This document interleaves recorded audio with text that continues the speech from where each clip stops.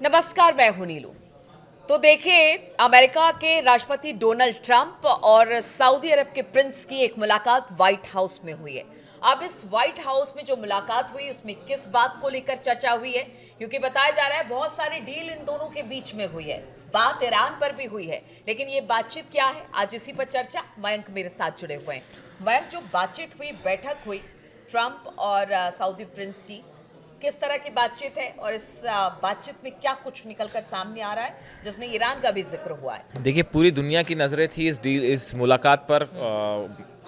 Donald Trump और crown Prince Mohammad बिन Salman white house गए। White house में मुलाकात हुई डोनाल्ड ट्रंप से, और उसके बाद 45 मिनट तक उन्होंने रिपोर्टर्स से चर्चा की, बात की। और देखिए, इस विजिट के दौरान कई बड़ी डील्स हुई हैं। हम आपको शॉर्ट में बताएंगे कि 5 बड़ी डील्स क्या रहीं। देखिए, पहली बड़ी डील ये हुई है कि न्यूक्लियर एनर्जी को लेकर सऊदी और अमेरिका के बीच में एक बड़ा समझौता हुआ है। दोनों देशों ने सिविल न्यूक्लियर एनर्जी पर एक जॉइंट डिक्लेरेशन को मंजूरी दी है, जो नॉन प्लोरिफरेशन स्टैंडर्ड के हिसाब से दशकों से चली आ रही कई अरब डॉलर की न्यूक्लियर एनर्जी पार्टनरशिप के लिए मजबूत आधार प्रदान करेगा। यानी जो सिविल इस्तेमाल के लिए जो न्यूक्लियर एनर्जी है, इसको लीगली कैसे दोनों देशों के बीच में एक बड़े लीगल डील का एक रास्ता इसमें साफ किया गया। बात नंबर 1। बात नंबर 2, F-35 जेट्स की डील हो गई है।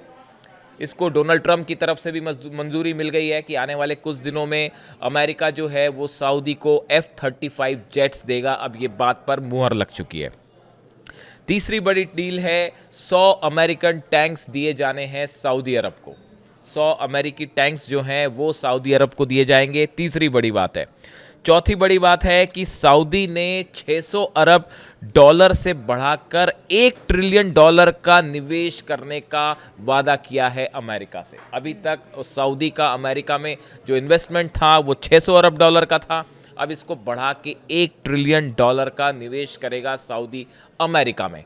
और पांचवी और सबसे अहम बात, अमेरिका ने सऊदी अरब को मेजर नॉन नेटो एलाई का स्टेटस दे दिया है। देखिए, नेटो, जिस तरह से नेटो कंट्रीज़ हैं उसमें ये माना जाता है कि एक भी देश पर हमला हुआ तो वो सब देशों पर हमला माना जाएगा, इस तरह का पैक्ट है। लेकिन इसके अलावा भी कई देश ऐसे हैं जो स्ट्रैटेजिकली अमेरिका के लिए इम्पॉर्टेंट है, जिसको वो अपना एलाई मान के चलता है। उनको ये दर्जा दिया जाता है। 19 देशों को ये दर्जा है, और अब 20वां दर्जा जो है वो सऊदी को दिया गया है, जिसे मेजर नॉन नेटो एलाई कहा गया है। यानी कि एक प्रकार से मेजर नॉन नेटो एलाई होने का फ़ायदा सऊदी को ये होगा कि हथियार जो है वो बड़ी आसानी से ट्रांसफ़र हो पाएंगे। जो आम एम्यूनिशन से ज़रूरी जो लीगल बाधाएं हैं वो इजीली पार हो पाएंगी। और एक प्रकार का बड़ा इस तरह का अंडरस्टैंडिंग रहेगी कि आप पे अगर कोई देश हमला करता है तो हम आपकी मदद करेंगे। लेकिन हालांकि इसका कोई रिटन एस्पेक्ट नहीं होगा। जब आप नॉन नेटो अलाई कहते हैं, मेजर नॉन नेटो अलाई का दर्जा दिया जाता है, तो ये कंपल्शन नहीं होगा कि अगर सऊदी पर हमला होगा तो अमेरिका मदद को आएगा ही। लेकिन एक प्रकार का यह भरोसा होगा कि अगर आप पे किसी तरह का कोई हमला होता है तो हम मदद के लिए खड़े हैं। ये पांचवी बड़ी बात है, मेजर नॉन नेटो अलाई। देखिए, ये 5 बड़ी डील्स हुई हैं इसमें, लेकिन जो सबसे अहम बात थी वो ये थी कि ईरान को लेकर क्या बात हुई है। देखिए, कल एक बात ऐसी हुई जिसको लेकर ईरान में ज़बरदस्त गुस्सा देखा जा रहा है इस मीटिंग को लेकर।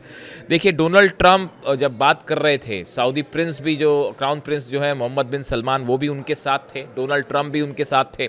और इस बात करने के दौरान जो है ट्रंप ने ये कहा, Trump has claimed that Saudi Arabia allowed United States to attack Iranian facilities, praising Riyadh for its support during escalating regional tensions.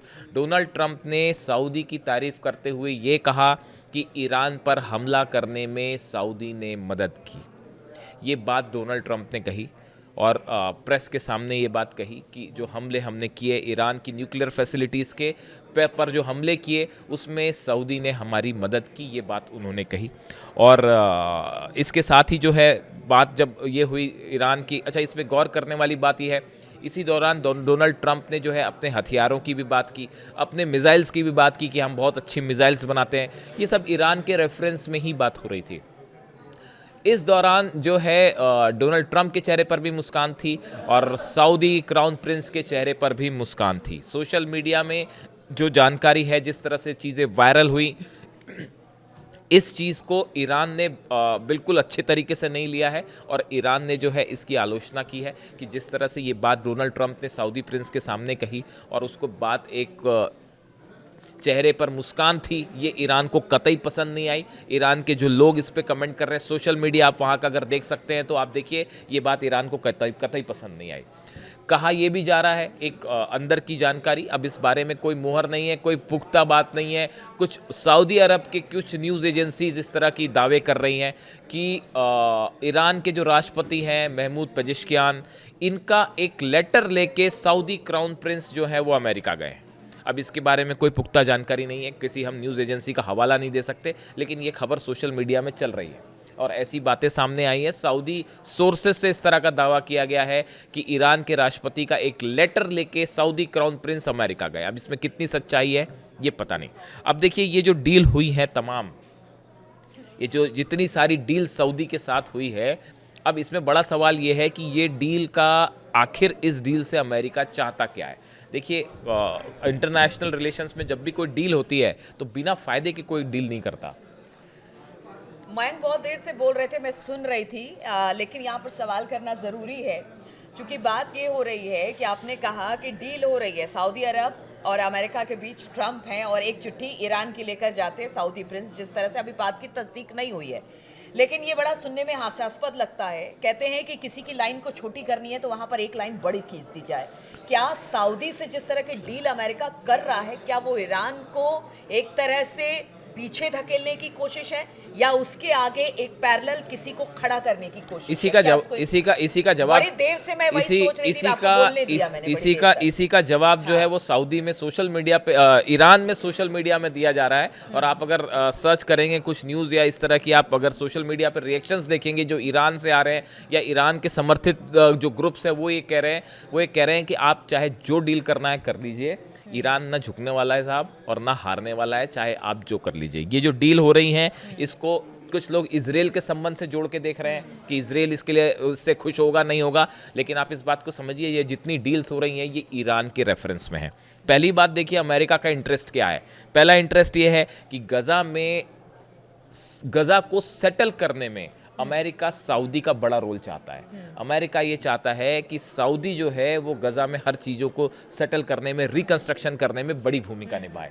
बात नंबर 1। बात नंबर 2, सऊदी का इन्वेस्टमेंट 600 अरब डॉलर से बढ़ा के 1 ट्रिलियन डॉलर करने का जो ऐलान है, ये डोनाल्ड ट्रंप के लिए समय अमेरिका में बहुत ज़रूरी है क्योंकि अमेरिका में डोनाल्ड ट्रंप की जो पॉलिसीज़ हैं इसका खासा विरोध हो रहा है, खासकर उनके टैरिफ प्लान्स का, और उसकी वजह से जो है अमेरिका में शटडाउन वाली भी स्थिति है कई जगह।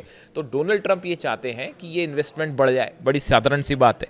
तीसरी जो बड़ी चीज़ है, देखिए ईरान का जो न्यूक्लियर प्रोग्राम है, न्यूक्लियर प्रोग्राम में आपने जंग करके देख ली और वो जंग का नतीजा क्या हुआ वो सब जान रहे हैं। इस सूरत में सऊदी अरब को जब आप F-35 जेट्स देते हैं, जब आप उसको 100 टैंक दे रहे हैं, जब आप उसके साथ न्यूक्लियर डील कर रहे हैं, इस तरह की जो तमाम आप डील कर रहे हैं, तो आप ईरान के सामने सऊदी अरब को मजबूत दिखाना चाह रहे हैं। मिडिल ईस्ट में देखिए पिछले कुछ समय में ये बात आपको समझनी पड़ेगी कि मिडिल ईस्ट में ईरान का जो ओवरऑल प्रभाव है वो बहुत तेज़ी से बढ़ा है इस 12 दिन की जंग के बाद।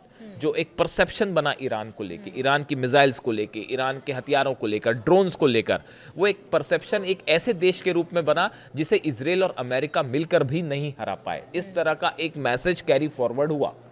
उसके बाद अब सऊदी अरब में ईरान एक ऐसे देश, अब देखिए और एक गौर करने वाली बात है, चाइना ने सऊदी और ईरान के बीच में फिर से बायलैटरल संबंध स्थापित कर दिए।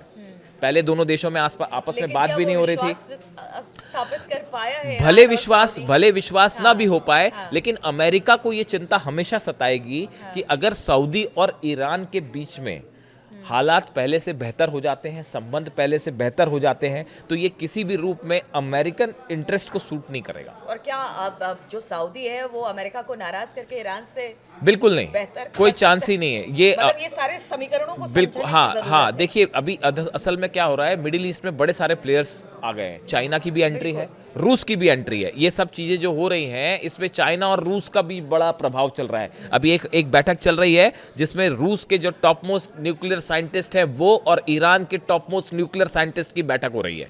हम आपको अलग से इस पर एक वीडियो बना देंगे। ये इतना आसान मैटर नहीं है कि न्यूक्लियर डील हो जाएगी।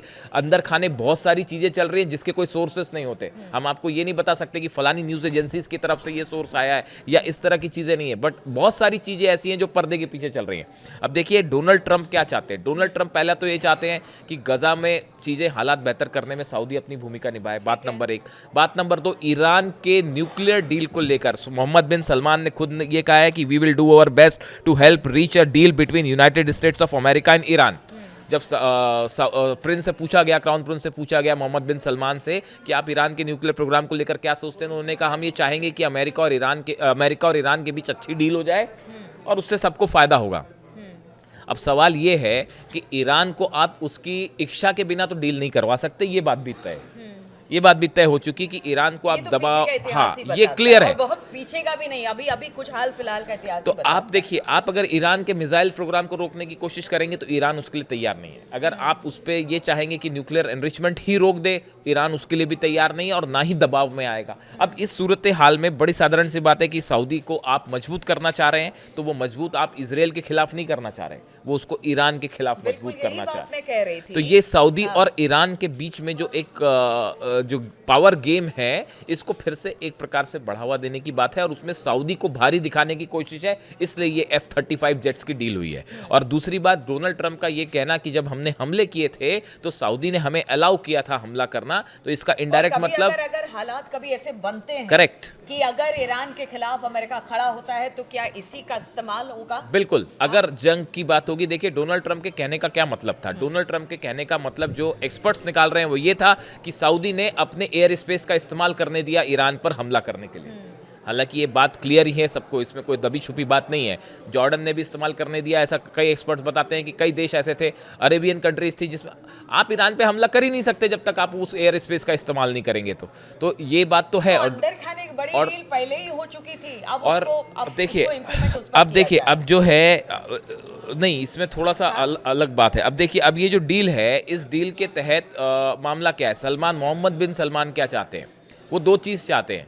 कतर पे जैसा हमला हुआ था, इसराइल ने जब कतर पर हमला किया तो सब अरेबियन देश जो है वो इस चिंता में थे, भाई कहीं कल को हम पे हमला ना हो जाए। तो ये जो नॉन नेटो अलाई वाली बात है, जलेबी हो गई है। ये नॉन नेटो अलाई इसीलिए मोहम्मद बिन सलमान चाहते हैं कि भाई इसराइल हम पर हमला ना करे, कि भाई इसराइल कल को हमारे से जंग ना होए। इसराइल तो जंग हमला नहीं करेगा सऊदी पे, दोनों अलाई हैं, अमेरिका के सवाल ही नहीं उठता। ट्रंप ये चाहते हैं कि ईरान के खिलाफ जो है वो एक मजबूत पावर सेंटर सऊदी बन के सामने आए, जो कि फ़ायदा करेगा। सऊदी के ऑयल में हमेशा से अमेरिका का इंटरेस्ट रहा है, ये कोई जग जाहिर बात है, इसमें कुछ दबा छुपा नहीं है। तो ये अमेरिका और सऊदी दोनों के लिए एक विन विन सिचुएशन है। लेकिन उसमें ये भी बड़ी बात है कि डोनाल्ड ट्रंप ये भी चाह रहे हैं कि ईरान को कन्विंस करने में एक न्यूक्लियर डील के लिए सऊदी भी अहम भूमिका निभाए। अब इससे ईरान कितना कन्विंस होगा, देखिए आप जो है ईरान का जहाँ तक न्यूक्लियर डील का सवाल है, ईरान की तरफ से ये बात साफ कर दी गई है कि हाल फिलहाल में हम कोई चर्चा नहीं करने जा रहे। कम से कम फॉर्मल चर्चा तो नहीं हो रही, बैक डोर से जो भी कोशिशें हो रही हों, लेकिन ये बैक डोर वाला जो प्लान है ये ईरान के साथ संभव नहीं है। नहीं, एक अंतिम सवाल का जवाब दे, क्या 2 नाव पर पैर रख कर सऊदी अरब आगे बढ़ सकता है? बहुत मुश्किल है। देखिए एक बात तो साफ साफ समझ जानी चाहिए सबको कि जहाँ तक कुछ एक्सपर्ट्स का भी मानना है, और अगर आप भी इस बात को समझते हैं तो इस बात को समझ जाइए कि आप जब तक एक रिस्पेक्टफुल डील नहीं करेंगे ईरान के साथ, ईरान से आप डील नहीं करवा सकते। अब आप चाहे सऊदी को आगे बढ़ा दीजिए या आप इसराइल को मजबूत कर दीजिए, इसराइल को डिफेंस सिस्टम दे दीजिए या सऊदी को डिफेंस सिस्टम दे दीजिए, आप जो कर लीजिए, चाहे F-35 की डील हो जाए सऊदी के साथ या एयर स्पेस आप दे दीजिए। अब की बार अगर जंग होती है तो रूस, मैं फिर से रिपीट करता हूं, रूस ईरान के साथ कहीं बेहतर मजबूती से खड़ा रहेगा। जैसे पिछली बार के बार जो हालात थे, ईरान अकेला लड़ता रहा, इस बार वैसा नहीं होगा और चाइना का भी बड़ा रोल प्ले होगा। इसलिए अब आसान नहीं है ईरान पर उस तरह से हमला करना जैसा पिछली बार हुआ। तो ये जो डील्स का खेल है, ये ऐसा लगता है कि एक शक्ति संतुलन को जो है अपने पास रखने के लिए एक बड़ा ये जो है प्रयास हो रहा है। अब ये डील की तरफ आगे बढ़ता है या जंग की तरफ आगे बढ़ता है, ये आने वाला वक्त बताएगा। तो देखिए, अमेरिका लगातार कोशिश करता रहा है कि मिडिल ईस्ट में अपनी पैठ बनाई जाए।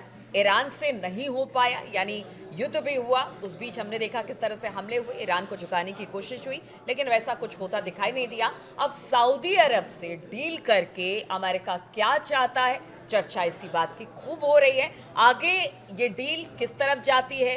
क्या अमेरिका और ईरान जिन बातों को लेकर यानी परमाणु समझौते को लेकर बातचीत करने को या फिर अपनी शर्तों के साथ अमेरिका ईरान पर दबाव बना रहा है, क्या उसमें मध्यस्थता करेगा सऊदी अरब? ये आगे आने वाले दिनों में पता चल जाएगा और इस पर हमारी लगातार नजर बनी रहेगी। बहुत बहुत शुक्रिया आप सभी का हमारे साथ इस चर्चा में शामिल होने के लिए।